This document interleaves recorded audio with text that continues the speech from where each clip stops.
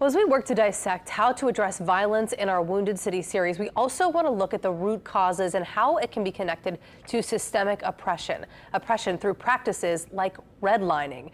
Redlining, denied credit and home loans to residents based on race or ethnicity, among other factors. While discriminatory housing was made illegal after the passing of the Fair Housing Act of 1968, studies do show the impacts of housing segregation in New Orleans can be felt both socially and economically. In my new series, Follow the Line, I explore how this policy connects to what we see in modern-day New Orleans. In our first episode, we look back at the city's origin story. Our lives are at further risk. There's a common narrative that what we see in present-day New Orleans is the result of our own past actions or inaction. When you gotta go to the grocery store with your gun on your pocket, that's a war zone. History and data connects our present-day problems to past policy. 15 an hour. Policies designed to limit or really even eliminate opportunities in minority communities. When will this stop? Policies whose legacies have become so institutionalized that while the physical line has been erased, the mental and social line remains. If you really want to address crime, you got to think about the nucleus of the problem. So, could a line drawn generations ago result in the poverty, crime, lack of education, and many other issues some New Orleanians face today? And we're doing the same old crazy, insane things over and over and over again.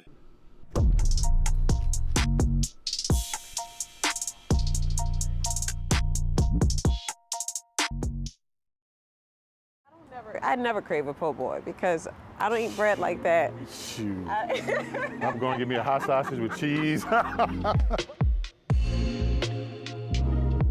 Oh, this is cool. Look at this place. Right. That's my kind of place, man. Shoot. These are all black books, too.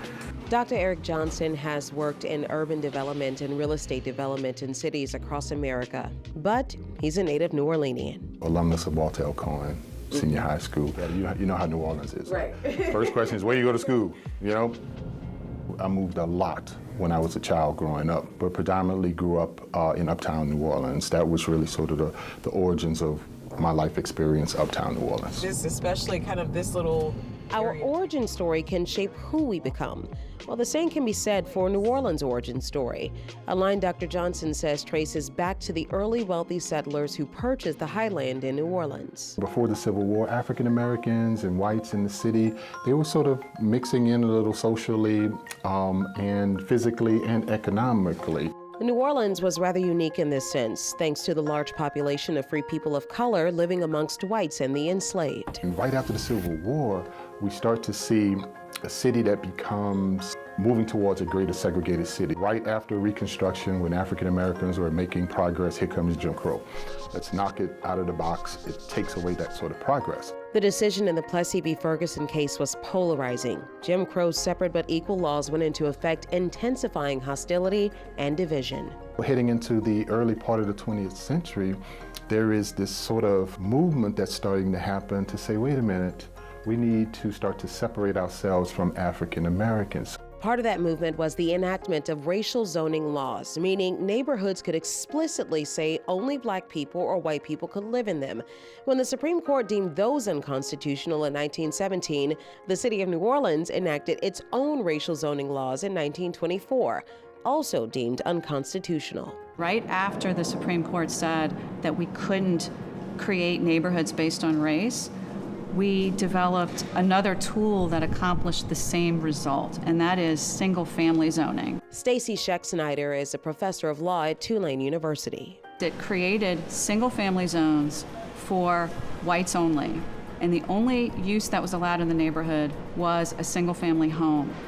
So any other uses, apartments, industrial uses, commercial uses, things that were hazardous, all the other uses that were restricted and kept out of single-family zones were allowed in black neighborhoods, and that sort of created the scaffolding for redlining.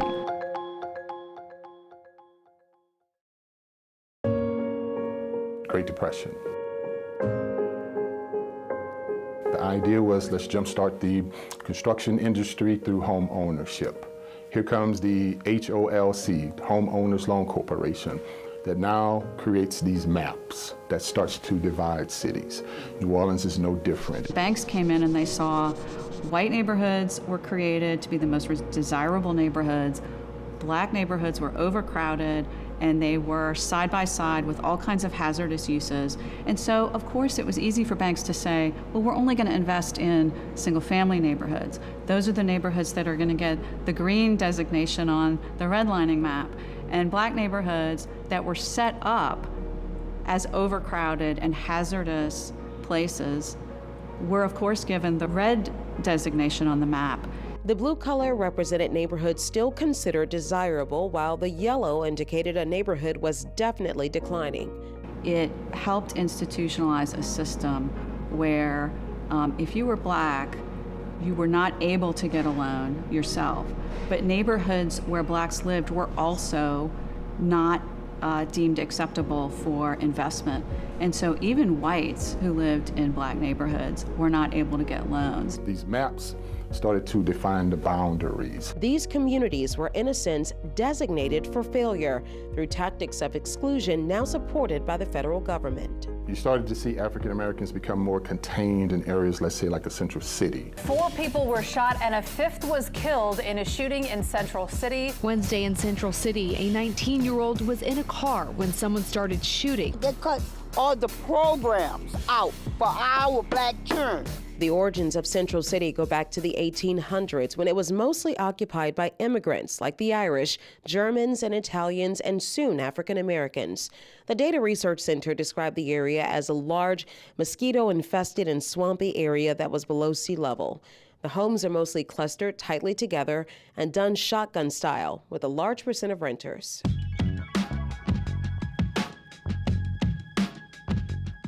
Essentially, on the red line map, all of this would be red line, Yes. including where we are actually headed towards. And can you tell us, like, if we're walking a physical line here, where would the line stop?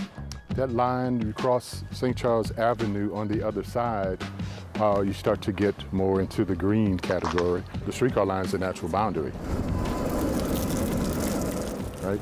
That begins to create sort of a different feel and some could call it a barricade to the other side. Natural barricades, some unnatural barricades creates a sort of distinction and separation.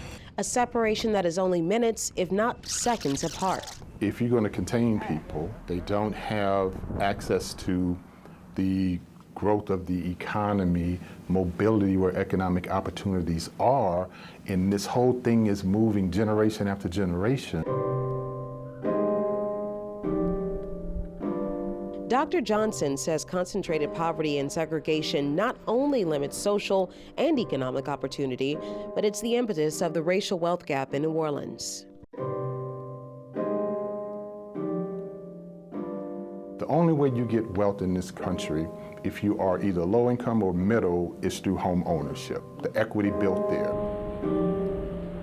But imagine you don't have the ability to own a home or purchase, or if you did buy a house, you have interest rates that are so high because the federal government will not insure you to get a loan through the bank. You pair that with the lack of investment, low-wage jobs, and substandard education, your racial zone and red line zone becomes a disaster zone, leaving a lot of our responses to modern-day issues superficial.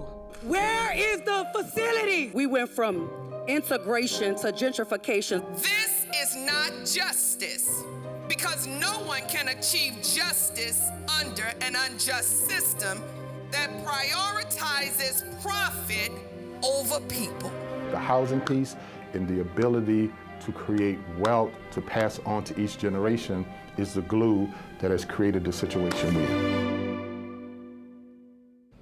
Well, we will continue to follow the line on Eyewitness News at 10 o'clock.